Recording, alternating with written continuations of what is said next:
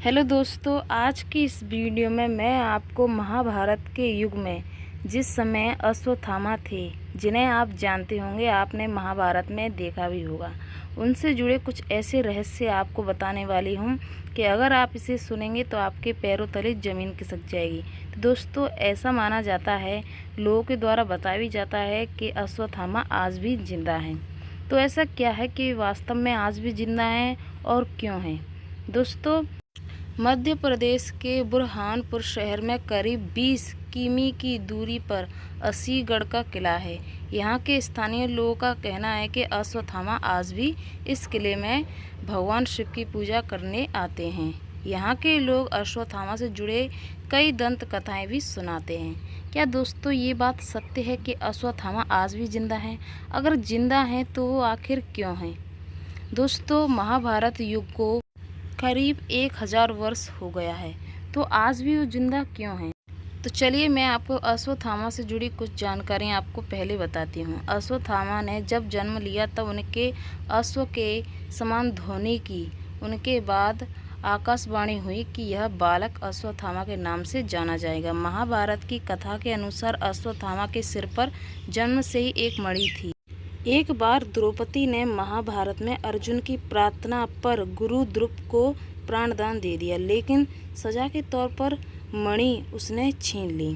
दोस्तों, मैं आपको ये बात बताऊंगी कि अश्वत्थामा आज भी जिंदा क्यों है। लोगों का कहना है कि अश्वत्थामा को असीगढ़ के किले में देखा जाता है और ये भी बताया जाता है कि अश्वत्थामा वहाँ पर रोज़ पूजा करने आते हैं। और ऐसा भी कहा गया है कि उस किले का दरवाज़ा 6 बजे के समय खुलता है, पर वहाँ पर 6 बजने से पहले ही वहाँ पर पूजा हो जाती है। पौराणिक कथाओं के अनुसार अश्वत्थामा भगवान श्री कृष्ण के श्राप से अमर हैं। तो दोस्तों, श्री कृष्ण भगवान ने अश्वत्थामा को क्यों श्राप दिया कि आज भी जीवित हैं और आज भी लोगों को दिखाई भी दिए हैं? तो जिस समय महाभारत हुआ था, उस समय उनके पिता यानी कि द्रोणाचार्य को छल से मार दिया गया। तो उन्होंने सोचा कि अब मैं अपने पिता का बदला लूँगा, तो उन्होंने ब्रह्मास्त्र उठा लिया। तो उन्हीं को देखकर अर्जुन ने भी ब्रह्मास्त्र उठा लिया। तभी उनसे परशुराम ने कहा कि आप इन दोनों यानी कि दोनों अपने अपने ब्रह्मास्त्र को वापस ले लो। पर जो अश्वत्थामा थे, उन पर ब्रह्मास्त्र वापस लेना नहीं आता था और अर्जुन पर ब्रह्मास्त्र वापस लेना आता था। तो उन्होंने क्या किया कि भगवान परशुराम ने उनसे कहा कि आप अपने बाण का दिशा मोड़ सकते हैं, तो ये यानी कि ये पृथ्वी का नाश नहीं होगा। तो उन्होंने क्या किया कि उस ब्रह्मास्त्र की दिशा अभिमन्यु की पत्नी के गर्भ की तरफ कर दी। और इन्हीं को देखकर कृष्ण भगवान को बहुत बुरा लगा और उन्होंने उन्हें श्राप दे दिया और उनके सर पे से जो मणि थी उन्हें अम्र की, यानी कि उस मणि से वे अमर थे, तो वो मणि भी उनसे निकलवा ली। अश्वत्थामा एक श्राप की वजह से अमर हो गए, जिसे अर्जुन ने दंडवंश निकाल दिया और भगवान श्री कृष्ण को उन्हें अनंत काल तक धरती पर भटकने का श्राप दे दिया। कृपाचार्य कौरवों और पांडवों दोनों के गुरु व अश्वत्थामा के मामा थे, क्योंकि उनकी बहन कृपी का विवाह द्रोणाचार्य के साथ हुआ था। दोस्तों, इसीलिए जो अश्वत्थामा थे वो आज भी जीवित हैं। श्री कृष्ण ने उन्हें श्राप दिया क्योंकि उन्हें मृत्यु का कोई भय नहीं था। वह समय के अंत तक जीवित रहेगा, अगले युग चक्र शुरू होने तक, और मृत्यु उनके पास नहीं आएगी, भले ही वह लगातार मृत्यु के लिए याचना कर रहा हो। यानी कि वह मृत्यु चाहते हैं कि मेरी मृत्यु हो, पर कृष्ण भगवान ने उन्हें ऐसा श्राप दिया है कि तुम युगों युगों तक इस धरती का अंत देखोगे। और जैसा कि कृष्ण भगवान का श्राप कभी भी टलता नहीं और वे आज भी इस धरती पर जिंदा हैं।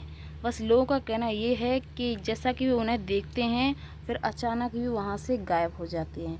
उन पर आज भी ऐसी शक्तियाँ हैं कि वो अचानक गायब भी हो जाते हैं और असीगढ़ के किले में देखे जाते हैं और वहीं पर वे तपस्या भी करते हैं।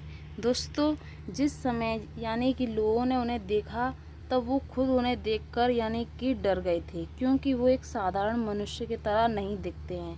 ऐसा बताया जाता है कि करीब उनकी 7 फुट की उनकी लंबाई थी। महाभारत में आप जानते हैं कि योद्धा कितने ताकतवर, कितने लंबे होते हैं। जैसा कि 7 फुट की उनकी लंबाई और उनका जो शरीर था वो बहुत लंबा चौड़ा था और उनके माथे से खून निकलता था। लोगों का कहना ये है कि इस तरीके से उनका रूप है। जैसा कि मैंने आपको बताया कि अश्वत्थामा ने चलाया ब्रह्मास्त्र। श्री कृष्ण ने पांडवों की रक्षा के लिए ब्रह्मास्त्र को वापस अश्वत्थामा की ओर मोड़ दिया। इससे वह घबरा गया और उसने ब्रह्मास्त्र का रुख अभिमन्यु की पत्नी उत्तरा के गर्भ की ओर कर दिया। उत्तरा के गर्भ में परीक्षित पल रहा था, यानी कि उसे देखकर श्री कृष्ण को बहुत गुस्सा आया और उन्होंने उन्हें इस तरीके से श्राप दे दिया कि वे आज भी असीगढ़ के किले में देखे जाते हैं। तो ये थी अश्वत्थामा से जुड़ी जानकारियाँ। दोस्तों, अगर आपको वीडियो पसंद आए तो वीडियो को लाइक ज़रूर कर लेना। अगर चैनल पर पहली बार हो तो चैनल को भी सब्सक्राइब कर लेना, जिससे कि आपको ऐसी नई इंटरेस्टिंग वीडियो देखने को मिलती रहें। तो दोस्तों, चलिए मिलते हैं नेक्स्ट वीडियो में किसी नए टॉपिक के साथ। बाय।